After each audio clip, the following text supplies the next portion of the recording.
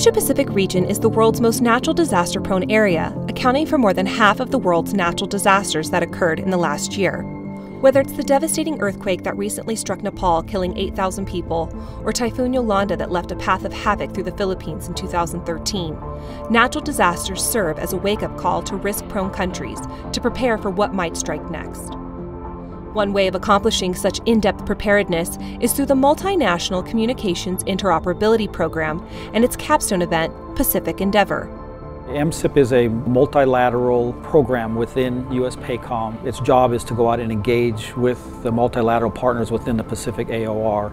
Specifically, we engage them on communications, interoperability, problems, solutions, and standards as it relates to humanitarian assistance and disaster response events within the Pacific. I think that the best way to deal with interoperability, to describe it, is that it's about bringing down barriers to our ability to communicate with others in a disaster. Pacific Endeavor is a U.S. Pacific Command J6 program designed to bring together nations in the region, industry partners, academia, as well as international humanitarian community.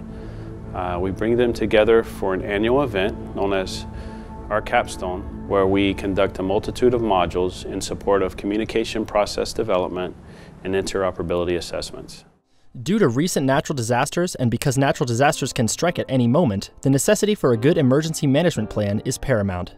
The MCIP program helps facilitate this by bringing together over 20 partner nation militaries, United Nations entities, non-governmental organizations, academia, and industry to address humanitarian assistance and disaster relief responses.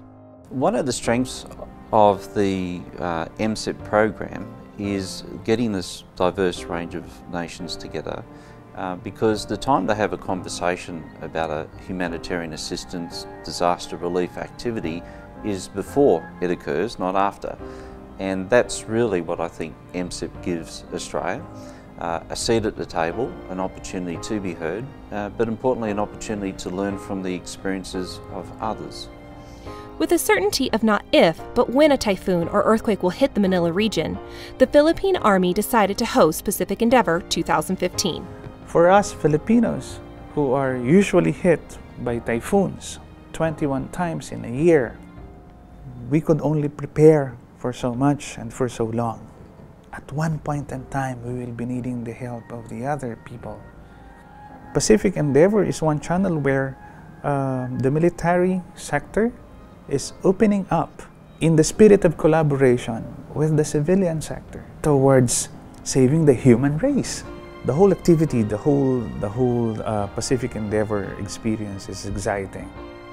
It's important to have Pacific Endeavor in the Philippines because the Philippines are vulnerable to tsunamis. They are also vulnerable to earthquake. And an earthquake of a large magnitude in the Philippines would be catastrophic.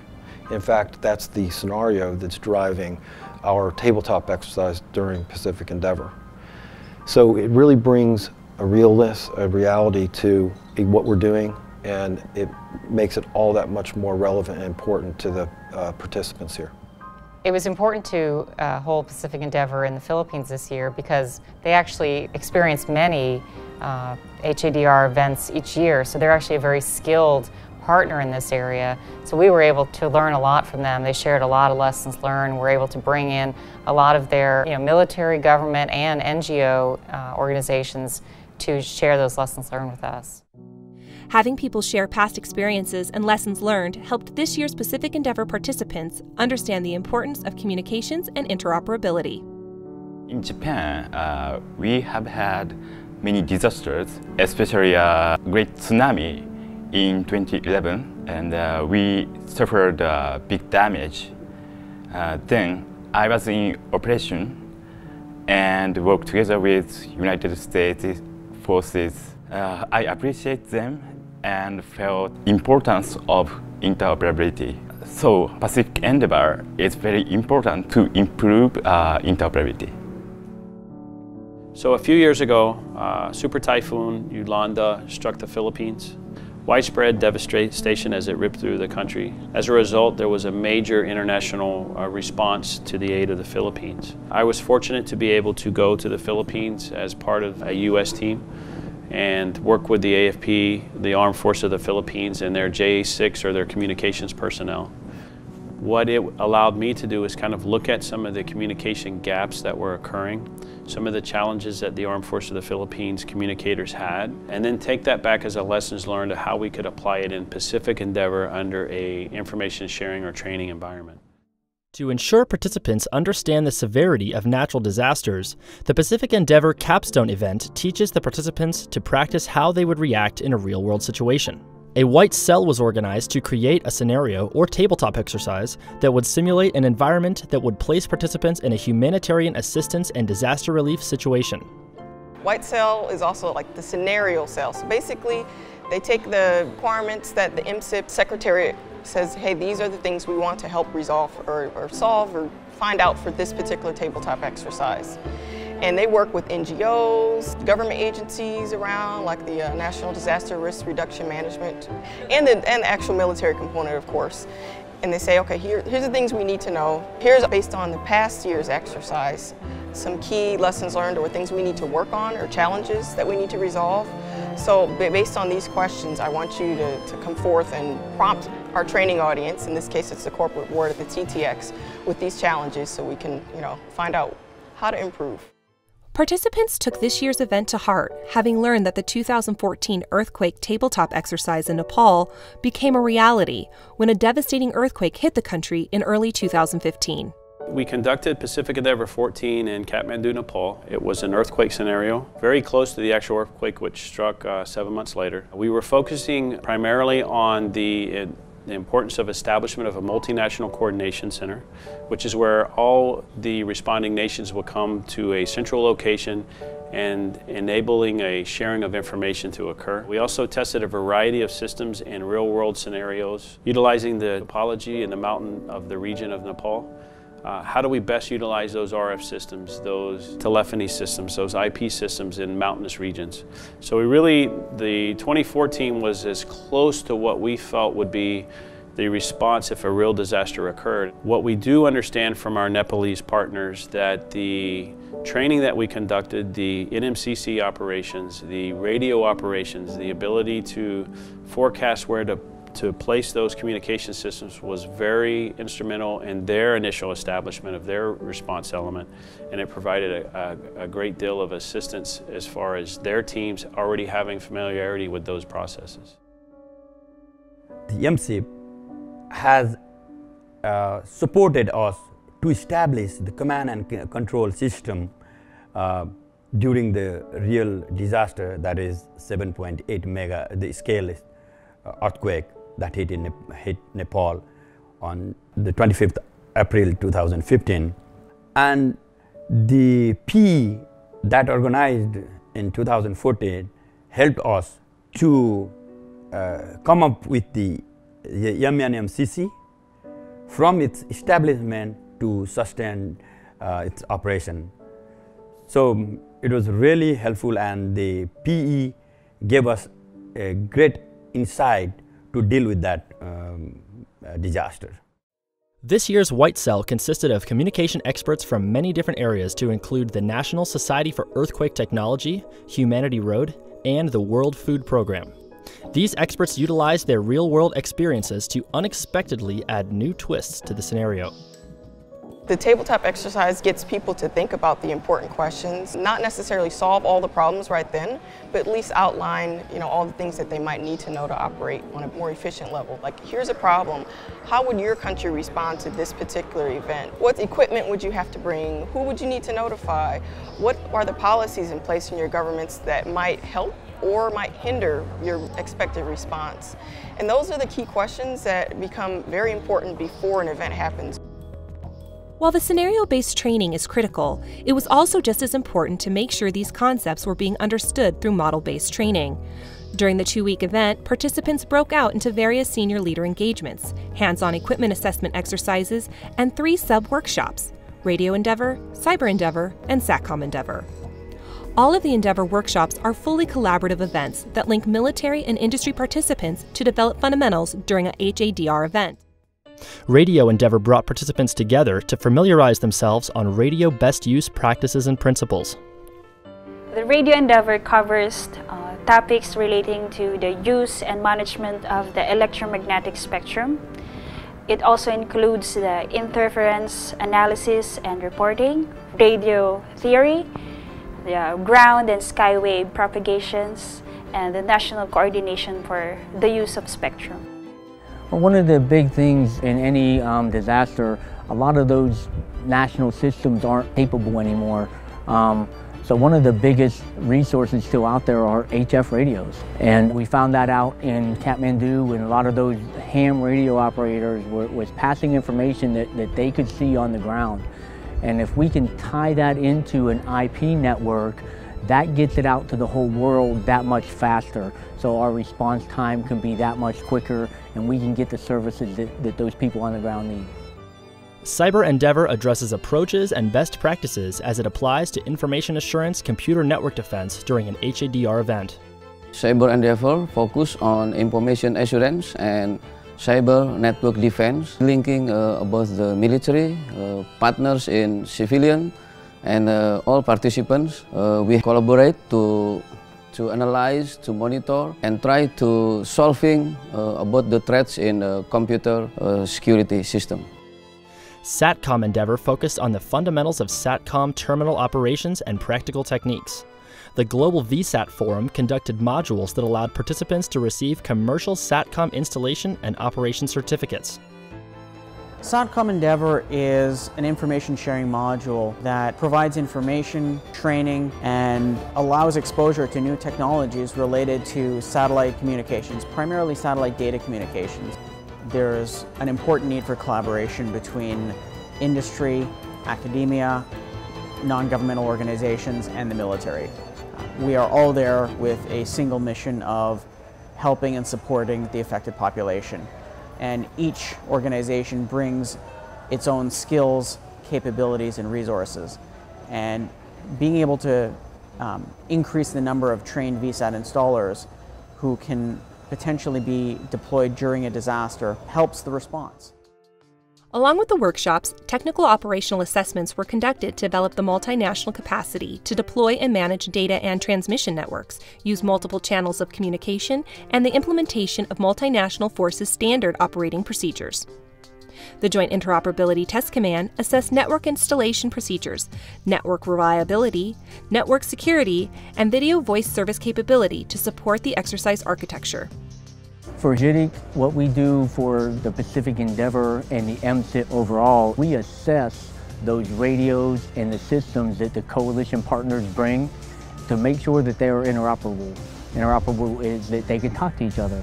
But interoperability is more than that. We verify the procedures that they use. That's that total interoperability, is those three things coming together: the people, the procedures, and the equipment. A key component of Pacific Endeavor 2015 was the Corporate Board and Pacific Senior Communicators meeting. Each nation designated a representative to be their national delegation chief. Together, these members created the MSIP Corporate Board. They are responsible for the identification of the technical goals and overseeing the execution of the workshop. The corporate board is very important to MSIP. These are the mid-grade officers who really do a lot of the heavy lifting. They're looking at where the program needs to go, the lessons learned, and kind of the overall strategic direction of the program. The Pacific Senior Communicators Meeting is where flag and general officers from across the different nations received briefings on the objectives that were accomplished throughout the workshops. Well, the purpose of the PSCM is twofold. One, to provide a venue where senior communicators can discuss and address Indo-Asia-Pacific operational C4 matters in a multinational forum. Two, they also serve as the MSIP Senior Steering Committee that provides guidance on the objectives and concept for the upcoming year's MSIP cycle and Pacific Endeavor capstone event.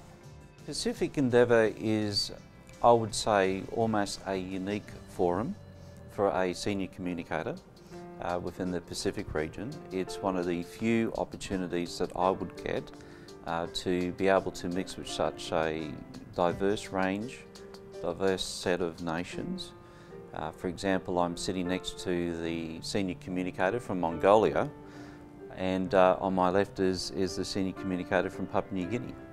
That's just unique. In addition to these informative modules, supporting organizations showcased a technology demonstration, which allowed participants to view applications and systems that could be used during an HADR response. I think the advances that occur year to year, many times the military is not as up to speed on what the latest and greatest changes are. What the technology demos do is it offers us an ability to work again with our partners in industry and academia, as well as the international humanitarian community, provide a platform or forum so they can bring in these latest technologies as it relates to communications for consideration in the future procurement, also future use for disaster response. As this event continues to grow, the amount of pre-planning involved has begun to increase. It was no small task for the logistics cell to handle the amount of communication gear each country needed to accomplish the mission. The logistics team focuses on many aspects of the planning and execution of Pacific Endeavor each year. One of our main objectives is to develop standard operating procedures for equipment movement in and out of Asia-Pacific countries during disasters. That tends to be one of our most significant challenges due to different requirements in each country. For Pacific Endeavor 2015, we had 7 countries ship their equipment using the process that the logistics team developed during the planning cycle this year. The logistics team also managed the movement of over 330 delegates, which included the international humanitarian community, industry partners, and the academic representatives. It is important to continue to solve the complex issues that natural disasters create. Each year is an opportunity to ready the skills and communication tools that will ensure a successful HADR event. Typically, in a natural disaster, the military is not the first to respond. Members from non-governmental organizations and the international humanitarian community are the first to arrive on scene. Building relationships with these first responders is critical to establish rapid communication. Humanity Road is a digital response organization. We have digital volunteers around the world who come online in social media to monitor and help support the impacted public with amplifying information from officials and helping them to connect with solutions. So our goal is to help close the communications gap that's caused by disaster. That's why coming here is important to us, because process improvement on improving that communications gap is important for our mission goals.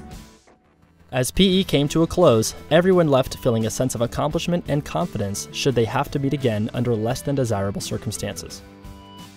My country is preparing for what we call the big one, a 7.2 magnitude earthquake. And the assumption is that during that time, the services provided by the commercial telecompanies may be rendered unserviceable, meaning there will be no internet and we cannot use our cellular phones.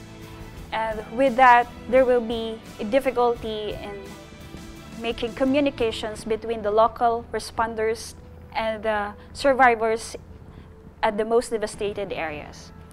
In the MCIP 15, I'm happy to know that when something really bad happened in my country, my friends that I have met in the Pacific Endeavor will help us to establish the communication system. And this will link for help from the 4 corners of the earth that will aid us in the fast recovery of our country. The biggest takeaway, I believe, is for the host nation. And this venue here brings together not just the military, but their government, their disaster risk reduction and management centers, their emergency operating personnel, the regional office, Red Cross, Red Crescent, the UN World Food Program, and even more. But all these organizations that come together and have that opportunity to talk in that dialogue. That is one huge takeaway for the host nation.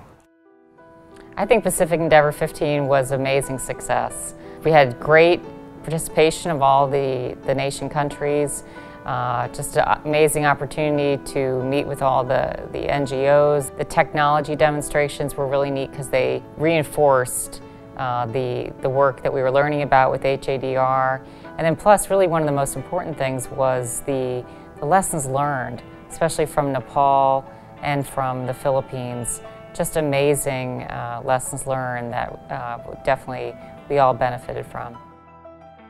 Pacific Endeavour 16 will be hosted in Australia due to their history of natural disasters. They don't know when the next natural disaster will hit, but by investing time and building relationships on the front end, they will be prepared thanks to their training. I think Pacific Endeavour in Australia is a great opportunity for a number of reasons.